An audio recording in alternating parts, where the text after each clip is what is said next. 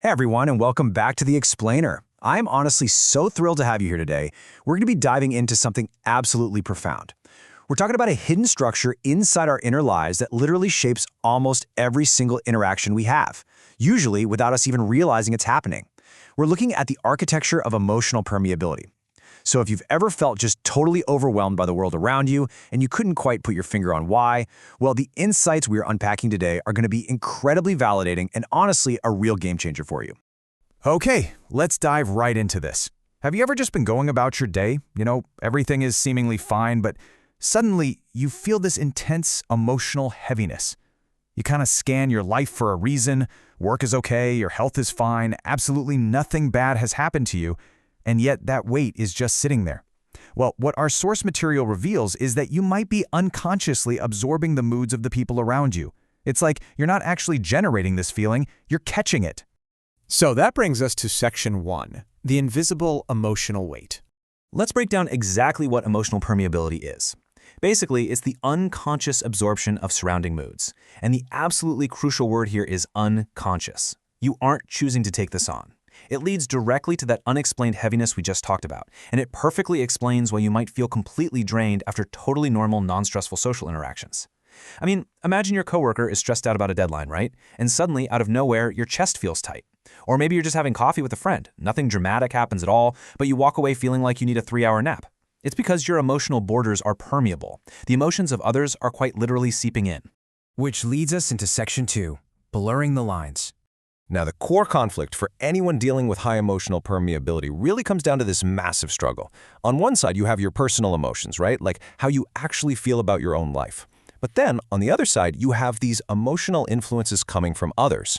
And the real struggle here is that the line between those two completely blurs. It's like a giant puzzle where all the pieces are mixed together. You might find it incredibly difficult to distinguish between what is authentically yours and what you've just, picked up from someone else who happens to be in the same room. And when those boundaries become invisible, wow, the effects compound really quickly. First off, we see emotional merging in close relationships.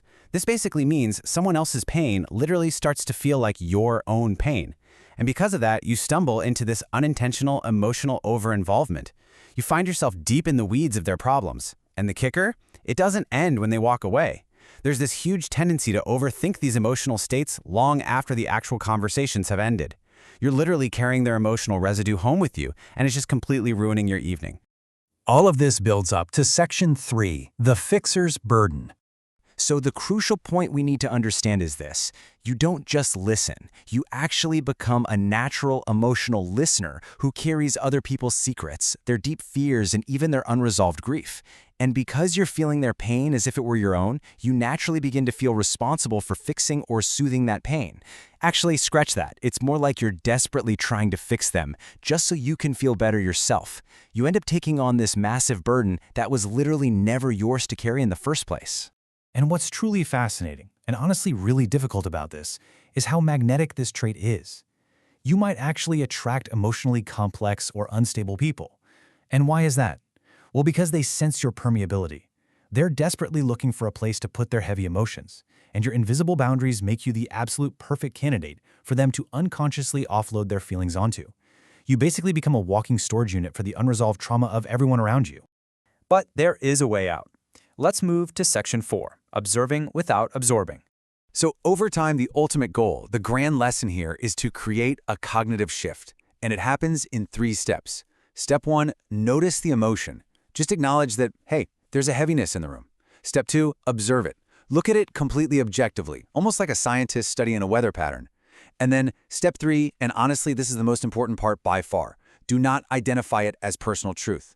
You can see that your friend is anxious, you can totally validate their anxiety, but you have to stop yourself from believing that you are anxious. It's like building a glass wall. You can see right through it, but the emotion cannot pass through to you. As we wrap up this explainer, I want to leave you with a single, really powerful question to think about. Right now, in your body, in your mind, whose emotions are you actually carrying? Are they yours? Or have you somehow absorbed the fears and stresses of your partner, your boss, or your friends?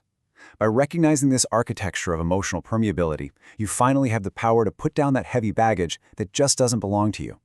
Thank you so much for learning with me today, and I'll catch you in the next explainer.